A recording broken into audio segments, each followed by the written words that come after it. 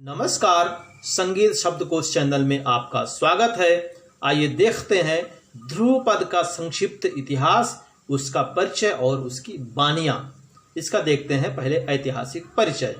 ध्रुपद का शाब्दिक अर्थ है वह रचना या गीत जिसमें शास्त्रोक्त संगीत के समस्त पद यानी स्वर, ताल, शब्द आदि अचल या अडिग हों।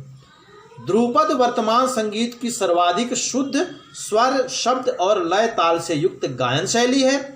वर्तमान में प्रचलित वादन शैलियां एवं तंत्रवाद्य, सितार आदि की जो भी वादन सामग्री है उसका आधार ध्रुपद गायन शैली ही है। ध्रुपद एक प्राचीन गायन शैली है। बृहद्देशी के ग्रंथकार मतंग ने इसका नाम चोक्षा, दुर्ग शक्ति, याष्टिक और शारंगदेव ने शुद्धा गीति बतलाया है। इसे अचल पदों वाली गायकी भी कहते हैं। ध्रुपद शब्द का अर्थ अखंड व अचल माना जाता है।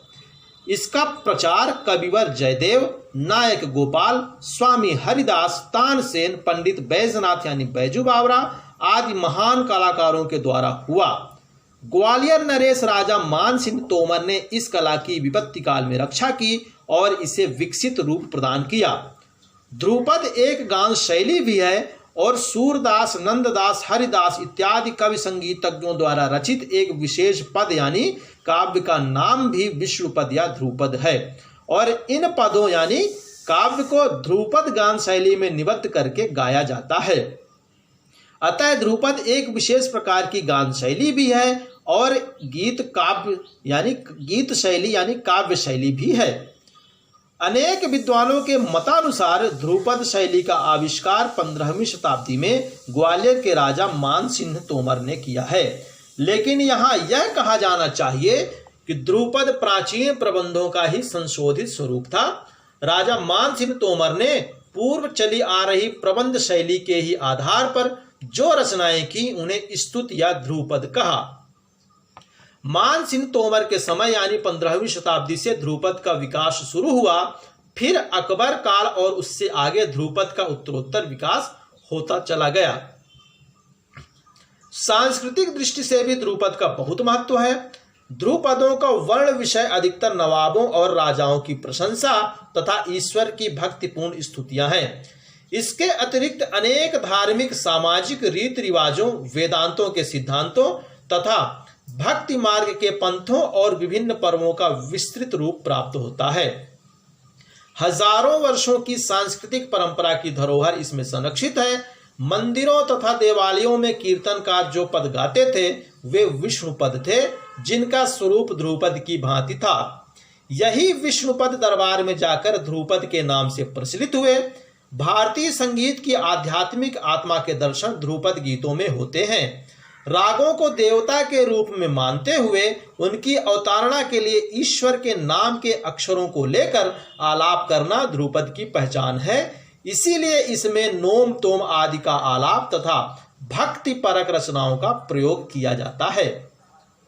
ध्रुपद एक धीर गंभीर स्वर और लय प्रधान गान शैली होने के कारण इसमें एक एक स्वर और अक्षर का गणितीय समन्वय है और यह एक मर्दाना गीत समझा जाता है।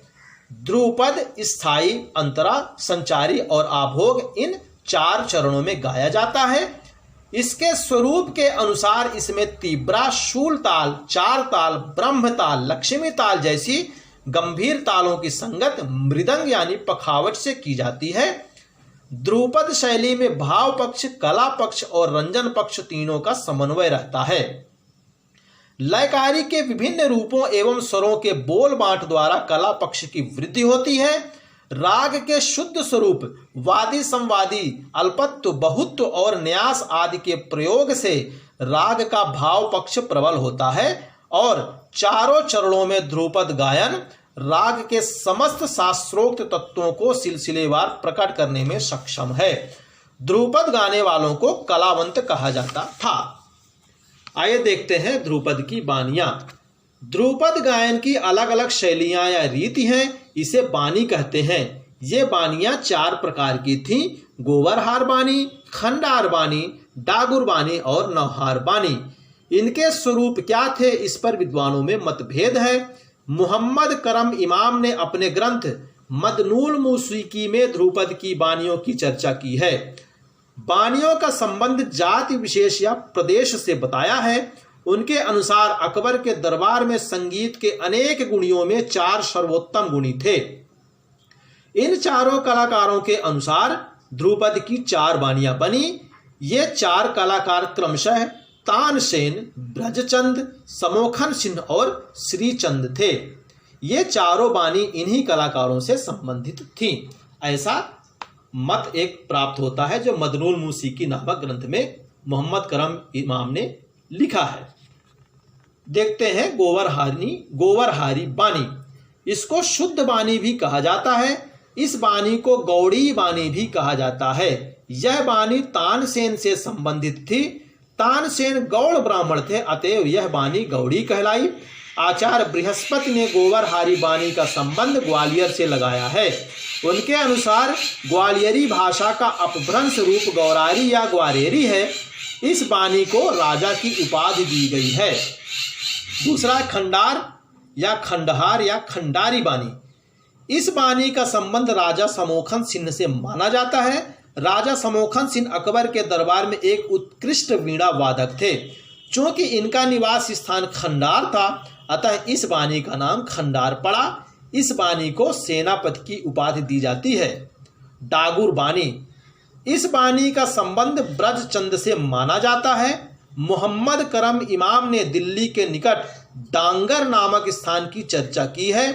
ब्रजचंद वहीं के निवासी थे, अतएव इस बानी का नाम डागुर पड़ा। इसे दीवान की उपाधि दी गई है।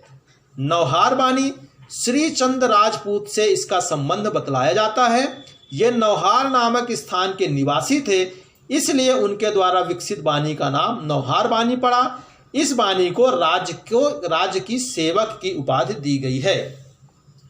आज अधिकांशतः डागुर बानी यानी डागर घराने के कलाकारों की प्रतिष्ठा है। डागर बंधुओं ने इसका काफी विस्तार किया है। इसी तरह गुंदेचा बंधु ध्रुपद की कीर्ति पताका को उच्च स्तर पर वर्तमान में फहरा रहे हैं। दोस्तों, यदि हमारा ये प्रयास आपको अच्छा लगे तो हमारे चैनल को सब्सक्राइब जरूर करें और इस वीडियो पर लाइक, शेयर और कमेंट्स भी करें। धन्यवाद।